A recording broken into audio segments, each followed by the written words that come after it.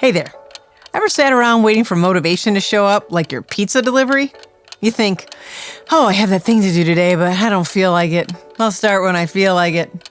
But the thing is, motivation is pretty much our worst employee. It's never on time, calls in sick, goes on unexplained vacations, and is essentially totally unreliable. Yet, we keep falling into the same trap. We tell ourselves, I'll start when they show up, when I feel like it.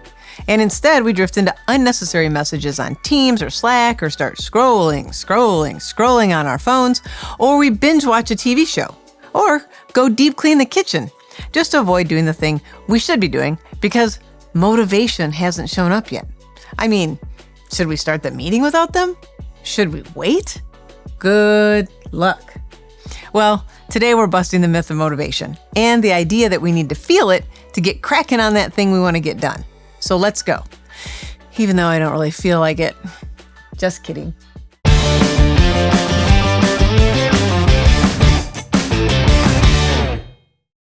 Let's talk about motivation myth number 1. Motivation comes before action. Negative, ghostwriter. Here's the fun fact. You don't even need motivation to start doing whatever that thing is that you need to do or want to do.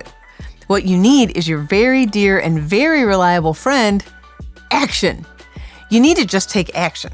Motivation comes after action. Way after. Most people think motivation begets action, which begets results. But au contraire, my friend, it is actually action that creates momentum, that creates a weird experience of motivation. That very strange desire that arises to just keep going, to keep doing that thing, to keep the creativity flowing after we've taken action and built some momentum. Think about it. If you've ever dragged yourself to the gym when you really didn't want to go, but 10 minutes into your jumping jacks or burpees or deadlifts, you're actually into it, that's because action sparks the momentum and momentum fuels motivation. You're doing it. You're doing it. You get some momentum. You like the momentum. You like the getting it done. Now you're motivated to just keep going. And when you're done, you never regret it. So what does this mean for that thing you keep putting off? For that thing that you seem to be procrastinating about? It means this. Stop waiting to feel like it. Instead, start with the tiniest step possible. And I mean smallest, not the biggest overture you've ever made in your life about anything. Just take a tiny step.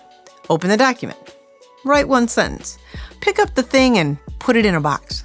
Lace up your sneakers. Sleep in your workout clothes if you must. I've done this, by the way, and it works. That's it. Once you start, you trick your brain into thinking, oh, we're doing this now? And then you keep going. Okay, myth number 2. Procrastination is a real thing. Nope. But fear is. A lot of people beat themselves up for procrastinating, for putting things off and not getting into their creative work. By the way, I consider creative work anything that we are creating. If you're working on a spreadsheet, you're creating something. If you're a nurse giving injections to help people heal, you're creating something. What I mean by creative work is anything that you're trying to make different than it is. If you're doing that, then you're creating something and you're doing work. If you didn't care about whatever that thing is, you wouldn't even notice that you weren't doing it.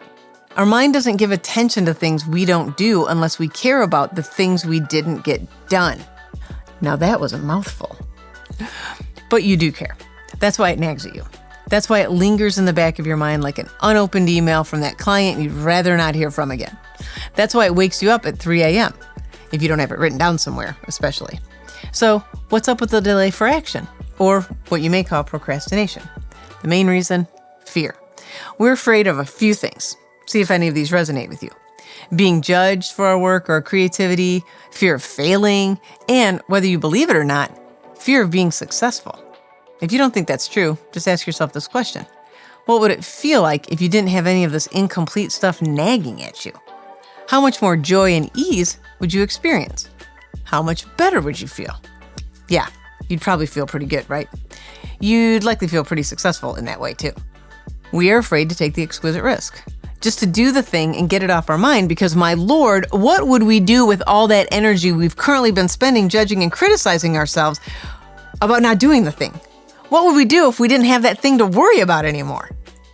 The other reason we can get away with giving into our fear or seemingly procrastinating is that we give ourselves no clear timelines. There's no finish line. It's easy then to just let that incomplete fester and fester in our mind until it's a gaping wound that we can no longer ignore. When something isn't due, as in D-O and D-U-E, today, tomorrow, or even next week, our brains file it in, do this eventually. By the way, eventually is where your dreams go to die. What's the fix? Assign your own finish lines. If there's no finish line, then make one.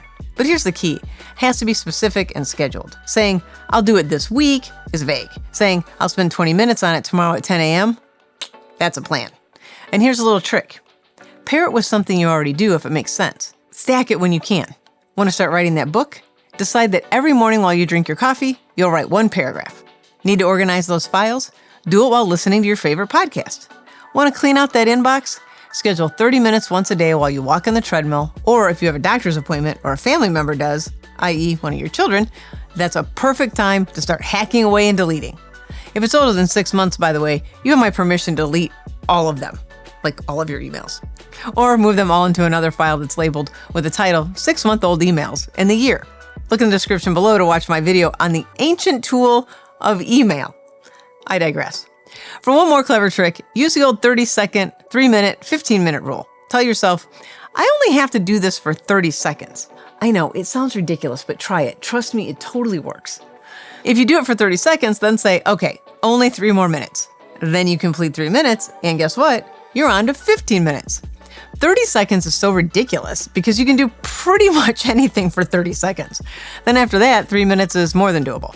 Once you start, guess what happens? You just keep going. Why?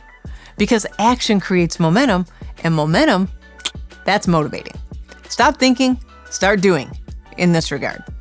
Our work and creativity in the world is a relationship, and you gotta show up and meet them or they just think you don't care. You gotta be there for them. If you're not there, why should the creativity wait around for you? So this is what to do. 1, stop waiting for motivation. It's not showing up, it went on vacation, and it's not coming back. 2, give yourself a finish line. Eventually is where your dreams go to die. 3, take the smallest step possible because that small step is actually the biggest one. It's action, and that's momentum. And that is really where motivation shows up. Now, go set that timer, take that first step, and watch what happens. And if you were waiting for a sign to start, this is it. Alrighty, so what's something you've been putting off? Try doing it for 30 seconds and then drop a line in the comments. How'd it go? What does it feel like when you just take action and start moving forward on something? Tell me how the action shows up as momentum and motivation for you. And if you want more inspiration, great tips, and some practical tools, just hit subscribe for more great stuff on how to thrive in the 9 to 5 and beyond. Happy thriving!